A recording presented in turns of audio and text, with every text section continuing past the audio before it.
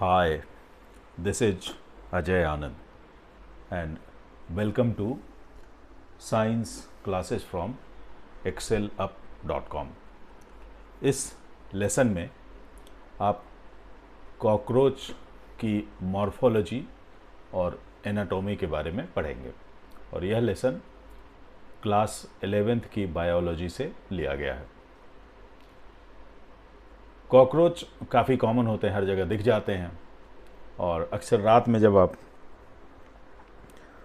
Kitchen में जाएंगे तो आपको कॉकरोच कुछ ज़्यादा ही दिखाई पड़ेंगे क्योंकि इनको रात में घूमना फिरना पसंद है। जो हाउस होल्ड जो कॉकरोच होते हैं जो किचन में दिखते हैं उनका साइंटिफिक नाम है पेरीप्लैनेटा अमेरिकाना और ये लगभग 3.5 से 5.5 सेंटीमीटर लंबे होते हैं। इनका कलर डार्क ब्राउन होता है और कॉकरोच की पूरी बॉडी एक्सोस्केलेटन से कवर्ड होती है और जो एक्सोस्केलेटन काइटिन से बना होता है। कॉकरोच की बॉडी को 3 सेगमेंट में बांटा जाता है: हेड, थोरैक्स और एब्डोमेन। हेड में कंपाउंड आइज होते हैं और एंटीना लगे होते हैं और हेड का जो ओरिएंटेशन होता है वो बॉडी की एक्सिस से 90 डिग्रीज के एंगल पर होता है। कॉकरोच का हेड 6 सेगमेंट से बना होता है और 6 सेगमेंट आपस में फ्यूज्ड होते हैं। जो थोरैक्स होता है कॉकरोच का उसे 3 पार्ट में बांटते हैं: प्रोथोरैक्स, मेसोथोरैक्स और मेटाथोरैक्स। और थोरैक्स के हर सेगमेंट से एक एक पेयर लेग्स निकले होते हैं और अकॉर्डिंगली उनके नाम होते हैं। तो जो प्रोथोरैक्स से टांगें निकलती हैं उन्हें प्रोथोरैसिक लेग्स कहते हैं। मेसोथोरैक्स से निकलने वाली टांगों को मेसोथोरैसिक लेग कहते हैं और मेटाथोरैक्स वाले को मेटाथोरैसिक लेग्स कहते हैं। कॉकरोच में 2 जोड़ी पंख होते हैं या डैने होते हैं। जो मेसोथोरैक्स से निकलते हैं वो डार्क कलर के होते हैं, ब्राउन कलर के, तो काफ़ी सख्त होते हैं। आगे वाले पंख फोर विंग्स, उन्हें टेगमिना भी कहते हैं। और जो पीछे वाले पंख होते हैं, हाइंड विंग्स होते हैं, वो मेटाथोरैक्स से निकलते हैं। वो ट्रांसपेरेंट होते हैं और कंपैरेटिवली काफ़ी नाजुक होते हैं।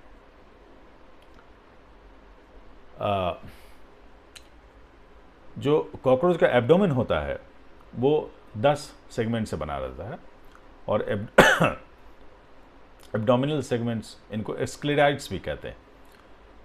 इसमें भी जो डॉर्सल सरफेस पर स्क्लेराइड्स होते हैं उन्हें टर्जाइट्स कहते हैं और जो वेंट्रल सरफेस वाले होते हैं उन्हें स्टर्नाइट्स कहते हैं। और टर्जाइट्स और स्टर्नाइट्स आपस में एक पतले फ्लेक्सिबल मेम्ब्रेन से जुड़े होते हैं जो कि आर्टिकुलर होता है नेचर में, मतलब उसमें मूवमेंट होता है।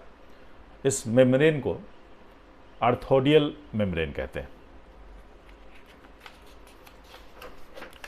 तो कॉकरोच के जो एब्डोमेन में 10 सेगमेंट होते हैं उनमें 7वां सेगमेंट वो बोट के आकार का होता है। अब फीमेल कॉकरोच में जो जेनिटल पाउच या जेनिटल ब्रूड बनता है वो 7th, 8th और 9th स्टर्ना के कॉम्बिनेशन से बनता है और इसमें फीमेल गोनोपोर होता है यानी फीमेल जेनिटल पोर होगा, स्पर्मेथिकल पोर होता है और कुछ कोलेटरल ग्लैंड्स होते हैं। मेल जेनिटल पाउच जो होता है वो डॉर्सल सरफेस पर 9th और 10th स्टर्ना से घिरा हुआ रहता है और वेंट्रल सरफेस पर 9th स्टर्ना से घिरा रहता है। मेल जेनिटल पाउच में डॉर्सल सरफेस पर एनस होता है और वेंट्रल सरफेस पर जेनिटल पोर और गोनेपोफाइसिस होता है। साथ में मेल कॉकरोच में एनल स्टाइल भी रहता है जो कि आखिरी में होता है बिल्कुल बॉडी के, ठीक है। तो ये एनल स्टाइल है और ये साइड में जो है 10th स्टर्नम के पास ये एनल सर्कस इनको बोलते हैं। एनल सर्कल्स मेल और फीमेल दोनों में होते हैं। मेल में एनल स्टाइल सिर्फ मेल में होता है। तो ये डिफरेंस है मेल और फीमेल कॉकरोच में। अब देखते हैं कॉकरोच का सिर और माउथ पार्ट्स उसके कैसे होते हैं। कॉकरोच के सिर पे कंपाउंड आइज होती है दोनों तरफ कंपाउंड आइज के आगे एक सॉकेट लगा होता है जिससे एंटीना निकलता है। तो 2 एंटीना होते हैं और दोनों काफ़ी पतले होते हैं, फ्लेक्सिबल होते हैं और सेंसरी ऑर्गन का काम करते हैं।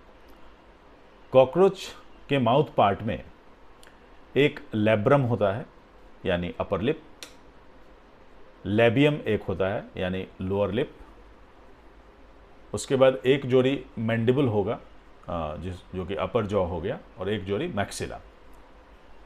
ये सब कटिंग और च्यूइंग पार्ट्स होते हैं, प्लस थोड़ा सेंसरी फंक्शन भी होता है इनमें, लेबियम में और लैब्रम में।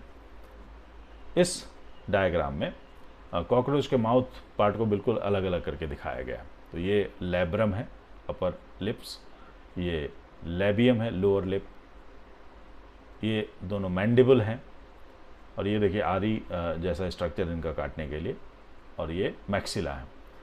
अब इन माउथ पार्ट्स के मिलने से जो कैविटी बनती है उसके अंदर हाइपोफेरिंग्स होता है जो कि जीभ की तरह काम करता है। अब देखते हैं कॉकरोच का डाइजेस्टिव सिस्टम का स्ट्रक्चर क्या होता है। तो डाइजेस्टिव सिस्टम में एलिमेंट्री कैनाल होती है और कुछ ग्लैंड्स होते हैं। तो सबसे आगे सेलिवरी ग्लैंड्स होते हैं और उनके साथ सेलिवरी रिजर्वायर भी होता है जिसमें सेलिवा स्टोर होकर रहता है। तो डाइजेस्टिव ग्लैंड एलिमेंट्री कैनाल शुरू होता है फेरिंग्स से, फेरिंग्स के बाद इसोफेगस आता है, उसके बाद थैली जैसी स्ट्रक्चर आती है जिसे क्रॉप कहते हैं। तो जो भी खाना कॉकरोच खाता है वो इस क्रॉप में जाकर के स्टोर्ड होता है। क्रॉप के बाद गिजार्ड होता है, और गिजार्ड में जो बाहरी लेयर होता है वो बहुत ही थिक मसल से बना होता है, और अंदर वाले लेयर में थिक क्यूटिकल होता है, और उस क्यूटिकल से 6 बहुत ही हाईली काइटिनियस प्लेट बनते हैं जिनको टीथ कहते हैं, और इन टीथ और मसल्स की मदद से गिजार्ड में भोजन को पीसा जाता है ताकि बाद में एंजाइम उस पर आसानी से काम कर सके। गिजार्ड के जस्ट पीछे 6 से 8 ब्लाइंड ट्यूब्यूल्स होते हैं। ब्लाइंड मतलब होता है कि उनका जो एक एंड होता है वो क्लोज होता है। इनको हिपैटिक सीका बोलते हैं और इनसे डाइजेस्टिव एंजाइम्स निकलते हैं। उसके बाद इंटेस्टाइन शुरू होती है, मेसेंटेरॉन या मिड गट होती है, और हाइंड गट होती है।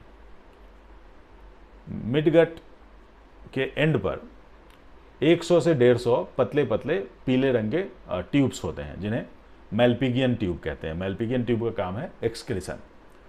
एक्सक्रीशन के बाद कॉकरोच में यूरिक एसिड बनता है, जो इनका एक्सक्रेटरी प्रोडक्ट है मेन यूरिक एसिड है, इसलिए कॉकरोच को यूरिकोटेलिक एनिमल कहते हैं। जो हाइंड गट होता है वो 3 पार्ट में बांट सकते हैं।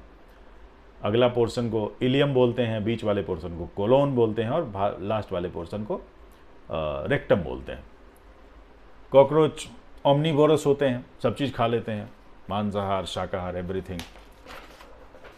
सर्कुलेटरी सिस्टम ऑफ कॉकरोच, इनमें ओपन सर्कुलेटरी सिस्टम होता है, कोई प्रॉपरली डेवलप्ड ब्लड वेसल्स नहीं होती, और जो ब्लड जैसा जो फ्लूइड होता है या हेमेटिक फ्लूइड जिसको आप कह सकते हैं वो डायरेक्टली बॉडी कैविटी में पहुंचाया जाता है पंपिंग ऑर्गन से। और कॉकरोच में एक पूरी सीरीज होती है हार्ट्स की, जो कि बॉडी के लॉन्गिट्यूडनली चलता है। तो ये सब जो आप देख रहे हैं ये हार्ट्स हैं, और हार्ट्स में दोनों तरफ एक एक ओपनिंग होती है जिसे ऑस्टियम बोलते हैं, प्लूरल है ऑस्टिया। तो इन्हीं ऑस्टियम के थ्रू साइनसेस से ब्लड हार्ट में जाता है, फिर हार्ट उसको पंप करके आगे बढ़ा देता है। तो जो ब्लड का फ्लो होता है कॉकरोच में वो बॉडी के पोस्टीरियर पोर्शन से एंटीरियर पोर्शन की तरफ होता है, यानी पीछे से आगे की तरफ होता है। और आगे जब ये पहुंचता है तो एंटीरियर ऑर्टा से होते हुए ब्लड फिर से साइनसेस में भेज दिया जाता है। कॉकरोच का जो रेस्पिरेटरी सिस्टम होता है वो पतली पतली पाइपों से बना होता है, ट्यूब से बना होता है, जिन्हें ट्रैकिया बोलते हैं।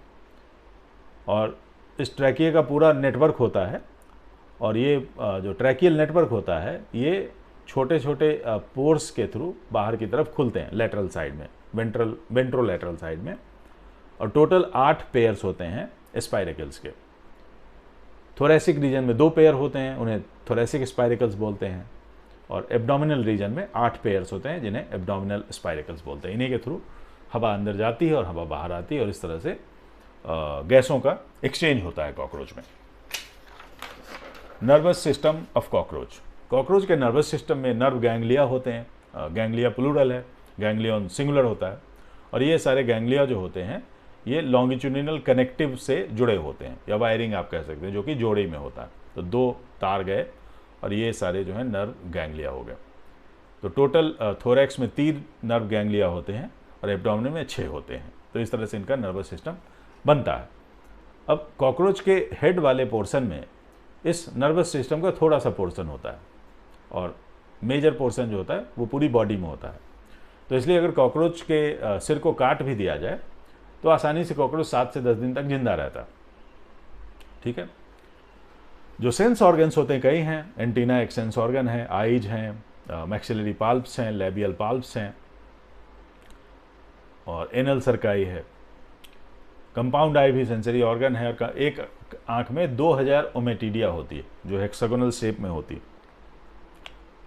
वो लेंस होते हैं आंखों में जिनसे कई इमेज आते हैं और मोजाइक बनता है पूरा इमेज का, जिसके सहारे कॉकरोच देख पाता है।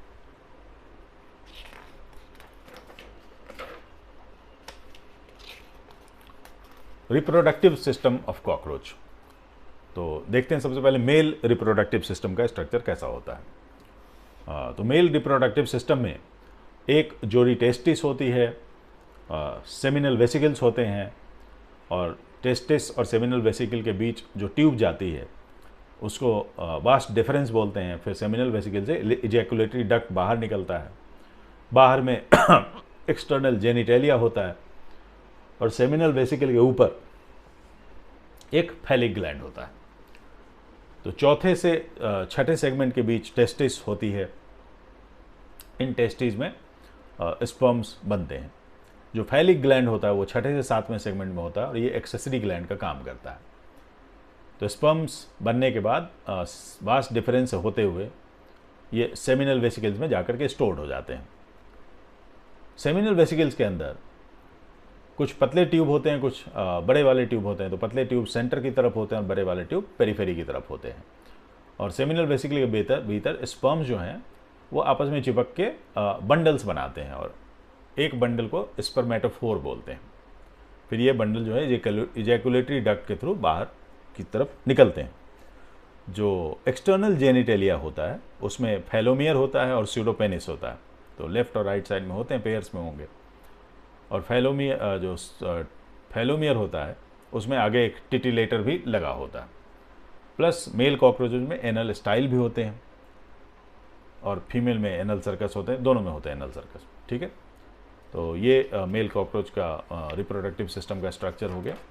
जो फीमेल रिप्रोडक्टिव सिस्टम होता है कॉकरोच में, उसमें एक पेयर ओवरी होती है, ओविडक्ट्स होते हैं, एक जोड़ी स्पर्मेथिका होते हैं और एक जेनिटल पाउच होता है, प्लस कोलेटरल ग्लैंड्स होते हैं। ओवरीज जो होते हैं दूसरे से छठे सेगमेंट के बीच होते हैं और हर ओवरी में 8 ओवेरियन टिब्यूल्स होते हैं और हर टिब्यूल में ओवा या एग्स की पूरी चेन होती है जो अपने डिफरेंट डेवलपमेंट स्टेज में होते हैं। तो जाहिर है कि जो ओविडक्ट्स की तरफ होंगे वो ज़्यादा मैच्योर होंगे, ऊपर की तरफ होंगे वो कम मैच्योर होंगे। दोनों ओविडक्ट मिलकर के एक कॉमन ट्यूब में खुलते हैं जिसे कॉमन ओविडक्ट भी कहते हैं, वेजाइना भी कहते हैं। स्पर्मेथिका पेयर्स में होते हैं, यहाँ पर आकर के स्पर्म्स जमा होते हैं। जेनिटल पाउच ये है और ये सारे कोलेटरल ग्लैंड्स हैं।